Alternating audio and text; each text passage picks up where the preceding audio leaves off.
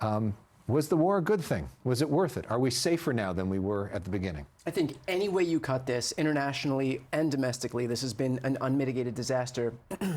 If you look at this from an international perspective, the whole point of this was supposed to be regime change. Well, we've gone from Khamenei to Khamenei, and so I don't think that we've really accomplished that goal of regime change. Also, in terms of the decimated military of the Iranians, well, if they're charging this toll now for ships and vessels to get through the Strait of Hormuz, they're going to be able to rebuild their military fivefold in terms of the amount of money that they're bringing in. When you look at what's happening right here at home, we've had at least 13 service members who've died, 400 who've been wounded. This has cost tens of billions of dollars that should have gone to domestic priorities. The cost of gas is surging. And so any way you cut this, abroad and at home, unmitigated disaster. Katie? Well, I totally disagree with my friend Brian. I think we are much safer than we were before. And the reason why is because, let's backtrack.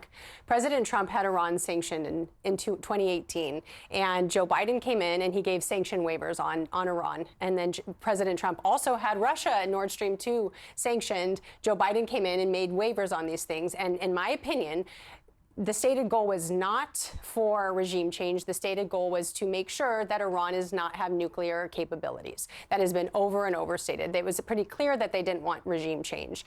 And well, pretty clear is I mean, we've heard a lot of different things out of the administration from different people at different times. From the outset was, we want to make sure Iran does not have a nuclear weapon or uranium enrichment. And look, China gets 80%, 90% of Iran oil is purchased by China. And having lived in China, I see that this is not just about Iran. This is about a multifaceted approach to ensuring that China can no longer use Iran as their oil base. And honestly, with what's happened with Russia and China and Iran to make a big deal, I think the president has actually, with this deal on the table right now, is organizing what could be lasting peace instead of this recreation of more and more problems in the Middle East. We have heard from the only plan that's been released right now, which is this 10-point plan released from Iran, which is that nuclear enrichment was still going to be allowed. So we have nothing to refute it from the American side. So as far as we know, there's going to be Americans paying for all of the damage that's been done. We're going to have continued uranium enrichment in Iran, and they're going to be able to charge tolls. So we really have gained nothing out of this. And in terms of obliterating Iran's military, I mean, we heard the exact same thing in June. So it's the same story being peddled by this administration that's constantly moving the goalposts, constantly obfuscating what's actually happening. Americans have no clue what's going on. We have heard that the goal of this thing was regime change, and then when that seemed to be a farce, because we've gone from the father to the son, who's reportedly more hardline than his dad was, the administration, if he's alive, the administration had to pivot and figure out some new excuse that would justify having gone through this whole debacle. But Brian, this isn't the first time a president has talked about uranium enrichment and nuclear weapon development. I mean, President Obama spoke about this. President Biden spoke about this. President Bush spoke about this. President Trump has just been the first president to do something about it. Obama had the JCPOA in place, and he was able. That's the nuclear deal. That was the nuclear deal. He was able to do this without threatening the genocide of 93 million President people. Trump had sanctions in Iran in 2018. He continued this, and he was really hardline with Iran. And those sanctions were waived by Joe Biden under the Biden administration, and nuclear development continued and proliferated. And so there has to be a president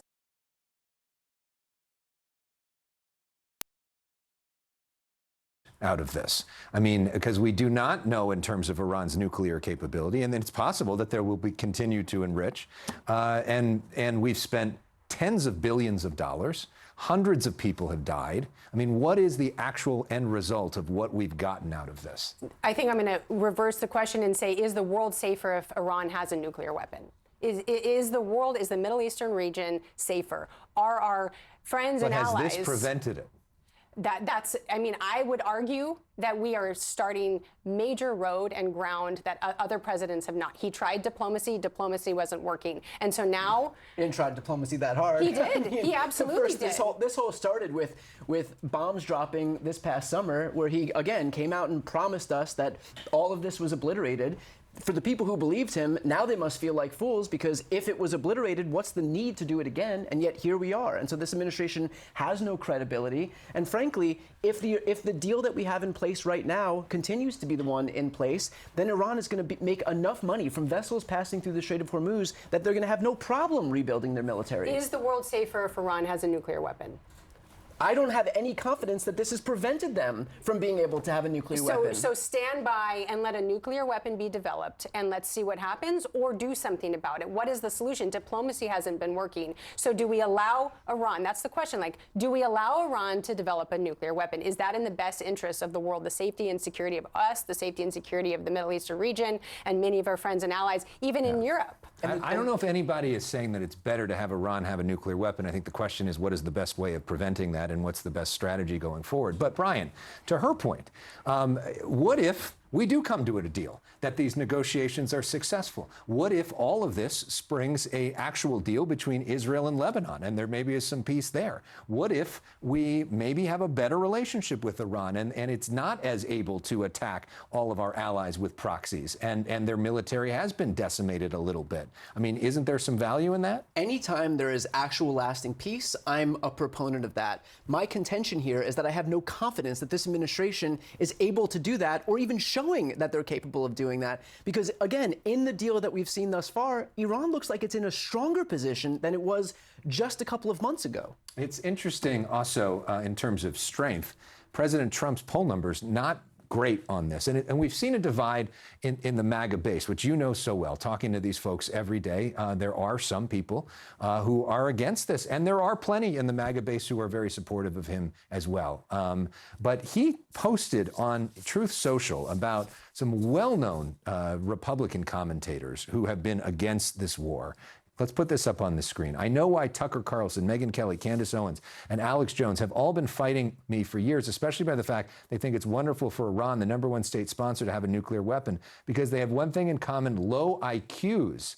They know it, their families know it, and everybody knows it too. What's your reaction to that, and your feel in terms of what's going on in the MAGA base?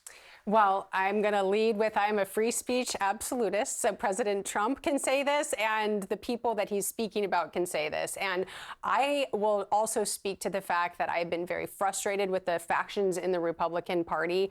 Generally, Republicans have shown a long history of not being able to win. We cannot even right now get the Save America Act passed in the Republican Senate and Republican House. So it went through the House, and we can't get it passed in the Senate. So to see you need 60 votes in the Senate, so you need to get rid of the filibuster. We need to get rid of the filibuster. It's a whole other other thing. But to speak to this, that I am also happy to see Alex Jones get called out in that post. He's been a very difficult person after going bankrupt, kissing the president, and really asking him for favors, and then kind of turning around and attacking him. However, the free speech aspect of this, they are welcome to talk about. I have a bigger problem at the factions in the Republican Party and the inability for anyone to get anything done, everyone fighting online about everything. And so that is really more of my position, is I would like to see all of these people come to the table and at least be united on trying to get something done for the American people, which would be voter ID. Do you agree with the president that Tucker Carlson, Megyn Kelly, Candace Owens are all low IQ people?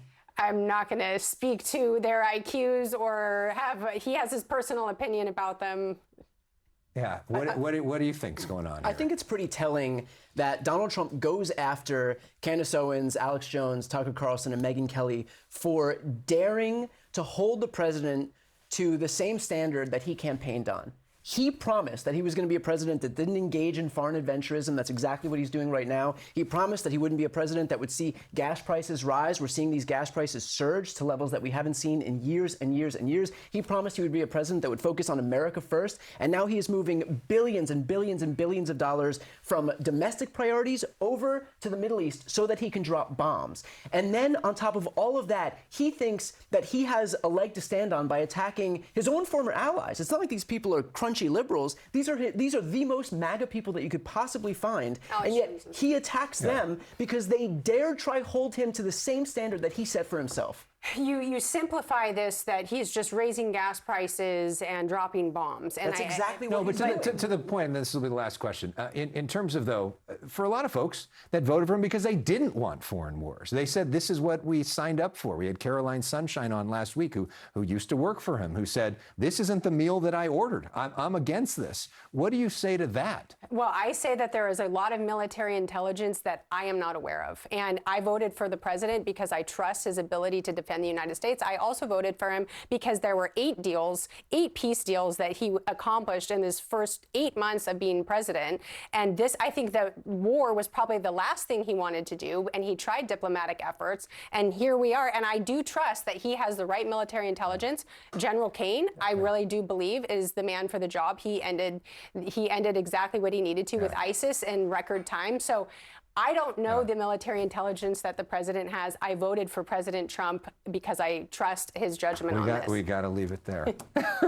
If you could do it in one sentence. I can give you one sentence. I think it is naive at best to suggest that this president doesn't want to engage in foreign adventurism after Venezuela, after the threats against Canada, Panama, Cuba. This president has been chomping at the bit to engage in military intervention in direct contrast to what he said on the campaign. And neutralize China. And he talked last night about conquests for the military going forward. All right, we got to leave it there. We could go all day. Katie, Brian, great to see both of you, and great to have a civil debate where we talk about things, but have a lot of respect at the end of the day. Thanks so much. Coming up, the astronauts of the Artemis